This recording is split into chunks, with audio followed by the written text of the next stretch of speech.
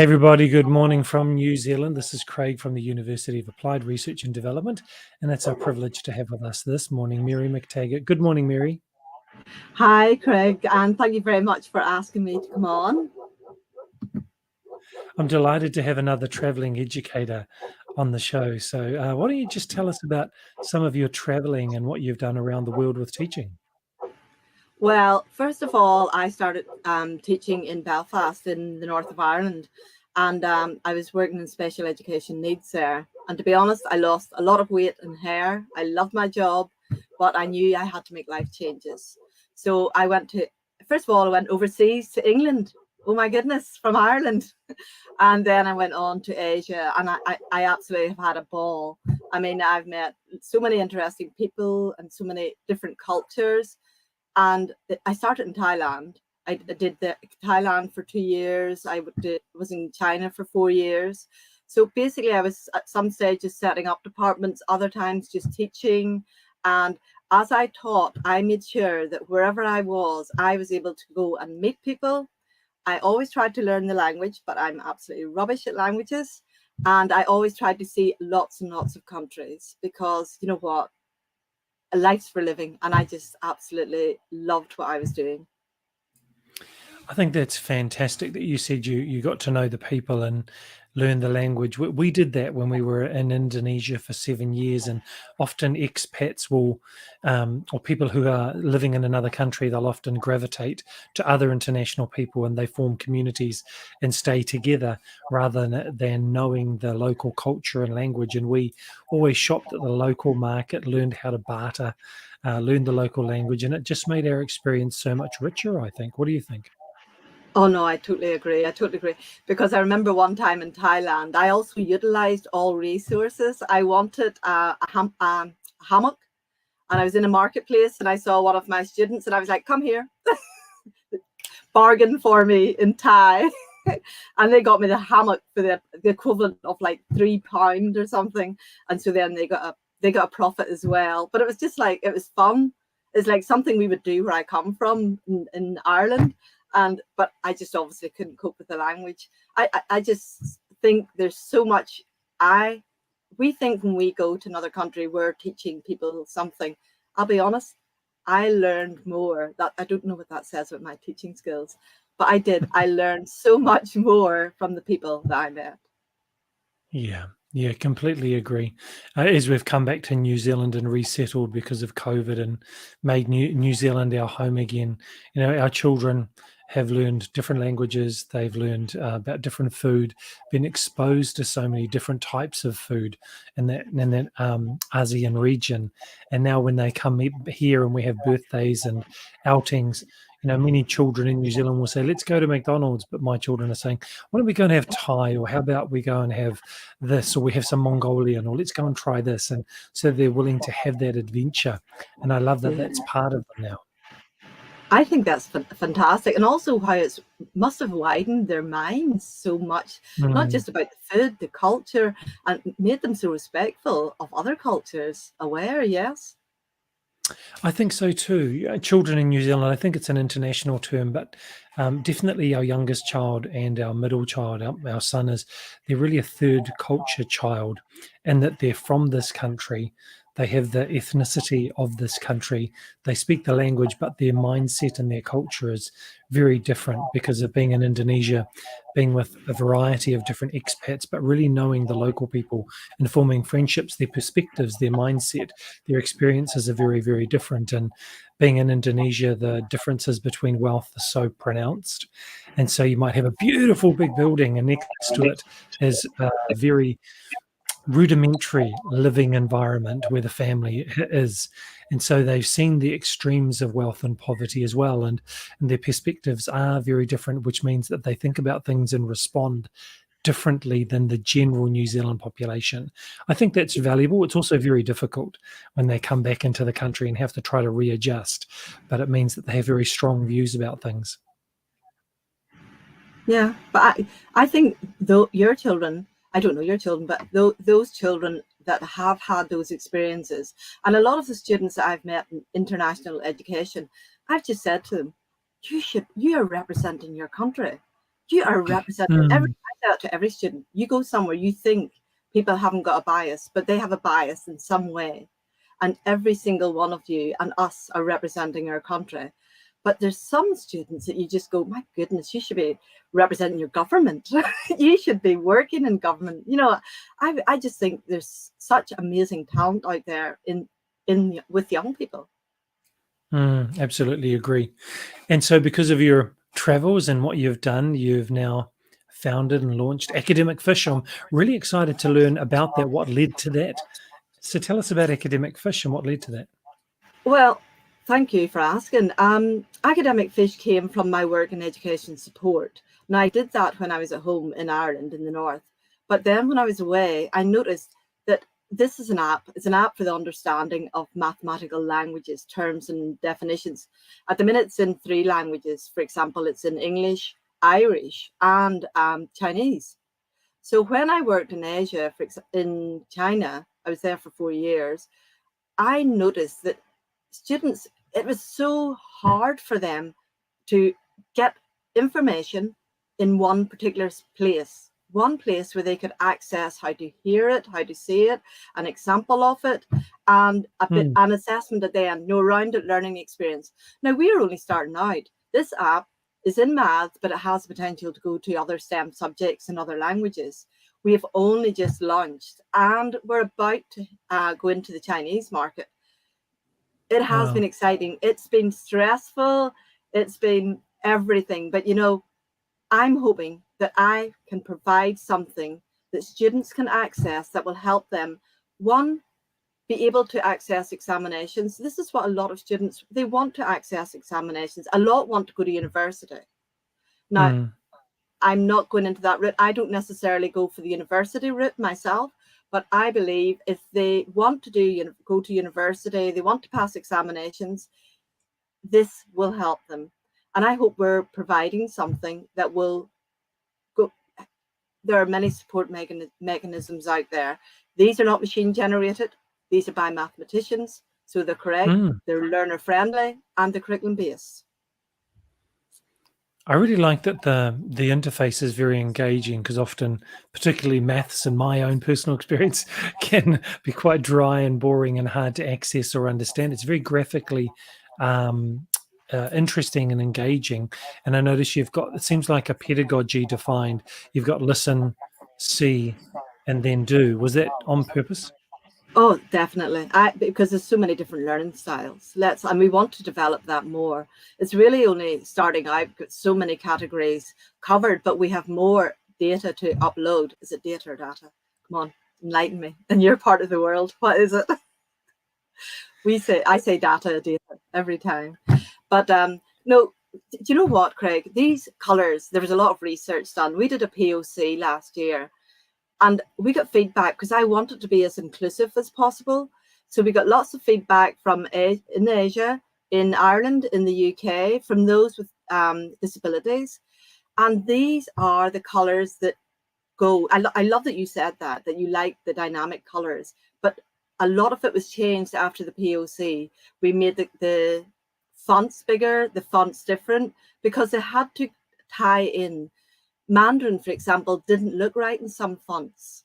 And then the size needed to be bigger so it was more accessible for those who were visually impaired. There was so much thought went into it.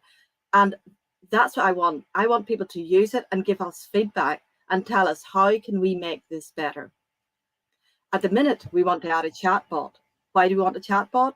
For those with dexterity problems. Now, there is a search bar and you can type in what you're looking for, Pythagoras theorem.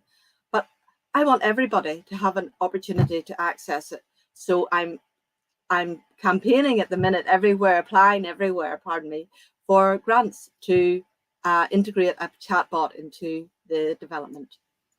And then the visually impaired and those with dexterity skills can also, you know, it's levels of playing fields, I would like to think. So I noticed that you've got the App Store and the Google Play Store at the bottom. So is the app live right now for people to download and use? It is totally live right now, and the website's there, as Wow. you can see. Thank you for showing it. And as I said, Mhm. we're just going into China. So that was a lot of work doing that, and there's a lot involved in it. So it will go into the Chinese app stores as well.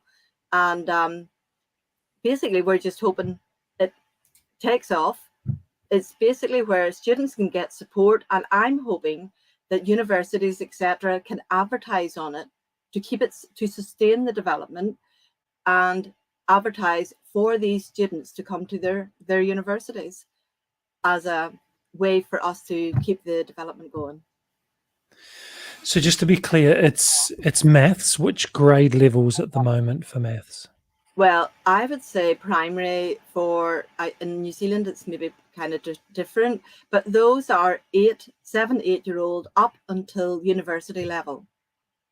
Because apparently I've been told, and this came back as well in the feedback and from a couple of universities, students are traveling, are going to the UK and America, and they're still having difficulty accessing language.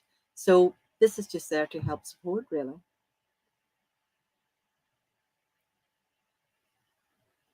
This was So right now, when people are using it, Mary, would you like people to be giving you feedback about their experiences and giving you requests for content and changes and things like that? Absolutely. That is the only way forward. We want to build something that people want to use. This is only the first stage. We want to go into gamification. We want to go in, let's say you have a question, you can ask a question and say 3 people can answer it, and you get awards for it and badges for it, and it'll go on to social media. It'll be reflected there. And to build a community, really, we want to build a community. And as I said, we want to go to other STEM subjects.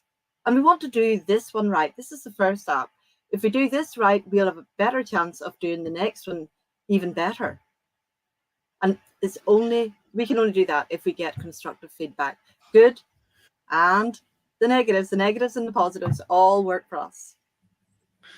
Yeah, I love this. And I saw this online, and I saw your profile, and I saw that you developed this. And part of the reason is this is a great idea. It's a great concept. I love what you're doing, and I know that it's going to be successful and you're going to build it out. I also want to encourage other educators, because educators don't recognize all the skills they actually have. Educators often don't realize that they have the ability to meet needs in new and innovative ways, and often educators don't realize they can be incredible entrepreneurs if they were willing to give it a go. So tell us about how you developed the app, the technical side or the planning side, to give educators an idea if they see a need that maybe they could fill. Well, what you said is so true. We, as an educator, we all have such skills that we don't realize. Now, I'm in education, I'm not a businesswoman, but so I've had to learn. So we're very adaptable. I think if you've traveled, if you've worked in education, if you're in that classroom, you're adaptable. If you're teaching, you adapt for the needs of the classroom, and you continually review. You plan, you disseminate, and you review. That's what I'm doing here. I planned, right? And I found out, no, I found from an experience, this is something that's needed. These students need this. It was actually during COVID that the idea, I said, look, I'm just going to go forward with this, and spoke to a couple of universities. But technical side, I have very little skills, but I know what I want. I know what students will need, and I know because students have told me what they need. So I've asked developers. Now we've gone through that. We've built the website, the .cn, the .com, and we built the app. And as I said, it's at the initial stage.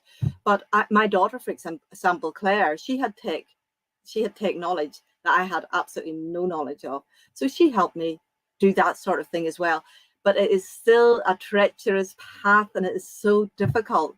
And, you need a lot of resilience. I'm sure you've discovered that yourself. You need a lot of resilience. But if you're in education and you have come through so many experiences, our students have a lot of resilience, particularly at the minute after what they've been through. And I really think that's a major attribute to any characteristic.